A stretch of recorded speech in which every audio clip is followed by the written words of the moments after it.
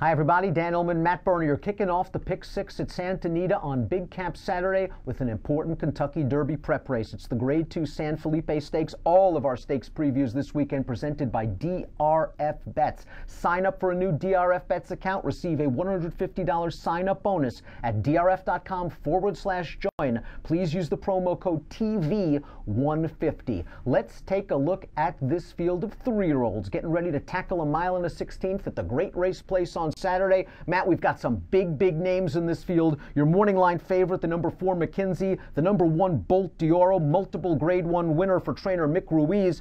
Let's begin with McKinsey. I mean, boy, he's 3 for 3. Yes, he finished second in the Los Al Futurity, put up to first via sort of a controversial disqualification. But this horse has great tactical speed, and he's run some fast races. Yeah, he certainly has. He's never been less than a 92 Beyer speed figure that came in that Los Al Futurity. You look at the most recent run in the Sham. I know it wasn't that recent. It was just a few weeks or a few days after New Year's Day. But my boy Jack, I suppose, if you want to look at that and say that was a positive, that he came back to run as well as he did. McKinsey hasn't done a heck of a lot wrong. Baffert has always talked about him like he is going to be a legitimate 3-year-old star. I have no reason to sit here and say that he's not going to run well Saturday. 8-5 morning line favorite on McKinsey. I thought he was really visually impressive in winning the Sham. I know my boy Jack came back to win at Oaklawn Park, one of the prep races. The Sham to me didn't look like it had a ton of quality going in. My boy Jack probably a little better than I thought he was. He's going to get the test in this spot against Bolt d'Oro and a couple of other nice 3-year-olds. Let's talk about Bolt d'Oro. Blew him away in the front runner 2 starts back with a 103 Beyer speed figure. That's rarefied air for a 2-year-old. He was the odds-on favorite in the Breeders' Cup Juvenile, and he just had a wider-than-wide trip. Maybe I'm in the minority here, but I think he ran the best race in the Juvenile. I'm not just saying that because of a recency bias, because of what Good Magic did or didn't do last weekend. This horse was 78 feet farther as far as ground travel than Good Magic, and 60 feet farther than Solimini in the Juvenile. He was only a length back of Solimini. He was 5.5 lengths back of Good Magic. I look at the front runner and say the front runner was the best race by a 2-year-old, in my opinion, period. There's no question about it. I don't know. I'm surprised at the amount of people that look at Bolt d'Oro and have just said, oh, well, you know, he can't run anymore. And then I go, what?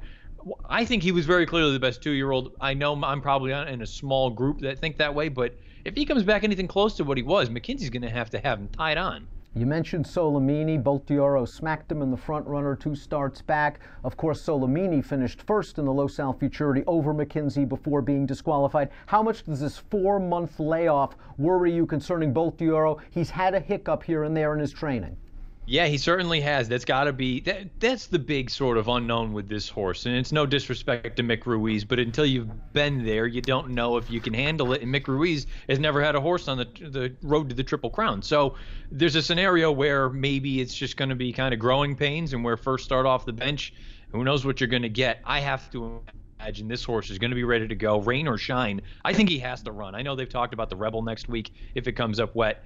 You got to run the horse. You got to get some fitness into him. Based on the workouts recently, it looks like he's tight and ready to go. Third choice on the line, we go to the outside, the number 8 Kanthaka. Here's the formulator fact for the great Jerry Hollendorfer. Over the past 4 years, with last out winning 3-year-olds on dirt, making their second start following a layoff line, 37%, return on investment of $2.74. I think a lot of folks are going to look at his Grade 2 San Vicente and say he got the perfect storm. There was a wicked pace in front of him. He sat back near the rear of the field, and he took advantage. And that's the one and only reason why he earned a 99 Beyer speed figure. And I think that people look at it that way. I think they should take another look at that race and the race before that, because the way he finished the race before that, I know it was only maidens, but he overcame trouble to win, and he was really rolling in the San Vicente. He's going to have to run his career best race against 2 top 3-year-olds at a foreign distance, but I think he's pretty good. I have to be honest, I kind of feel like for the folks that don't necessarily want to give him any credit for the 99 in the San Vicente, to me it just solidified that he's a very, very good horse. Because like you say, that maiden score 2 bag, the amount of traffic and trouble that where it felt like needed to be in certain positions, and he overcame it all. I thought it was a tremendous effort. To me, he is the sort of upsetter of the top two. If the one of the two don't get the job done, I think it's Kantaka. The question is, I'm always scared when I see Jimmy Creed. It's early on. You never know ultimately what he's going to be, but Jimmy Creed was a stone-cold sprinter. I wonder if ultimately that's what this horse ends up being. He got a really fast pace last time out. The Timeform U.S. pace projector has a red bar for this race, indicating that Kantaka might get a similar setup, maybe not exactly as cozy as last time. We'll throw up the Timeform U.S. pace projector for this race. We've got the 2, Lambo, a recent winner of the Grade 3, Robert B. Lewis, out there on the lead, pressured by the number 6, Calixman. Lambo, I think, took advantage of a great inside rail at Santa Anita on February the 3rd, and he's going to have to go a whole lot faster if he's going to make the lead here, you would think. Yeah, absolutely. I agree with that. I don't know if you're going to get as cushy a trip as he got most recently. Also, a formulator fact, do with it what you will, from Mike Pender, past 5 years, dirt winner last out, 2 for 37 with an 81-cent ROI. I think this horse is talented. I don't know if he's quite this talented. Ayakara, the number 3, finished second. It was his career best Beyer speed figure, first-time blinkers for Keith DeZormo. But if you thought the rail was good, you watched Lambo go gate to wire on the rail, and Ayakara just shot up the inside to finish second. Do you think he took advantage of a possible bias? Yeah, absolutely. I think the inside was certainly a beneficial place. That's where you wanted to be if you were running on the track that day out at Santa Anita on February the 3rd. Thought he came with an honest run. I think he's a nice horse. I do believe that there's some talent here, and I think distance is his friend. You're going to need a lot of things to work in your advantage, in your favor, to get the job done here on Saturday. If you think the rail was golden on Robert B. Lewis Day, then you might want to give the number 7, Peace, an excuse for his 5th place finish, because he was 4 wide all the way on the back stretch, all the way through the turn, and then he finished with an even performance. The blinkers come off for Richard Mandela. Mandela's showing confidence running in this spot, and this horse will get some pace. Yeah, I think you're right about where he was on the track, if you want to use that as an excuse and give him sort of a mulligan.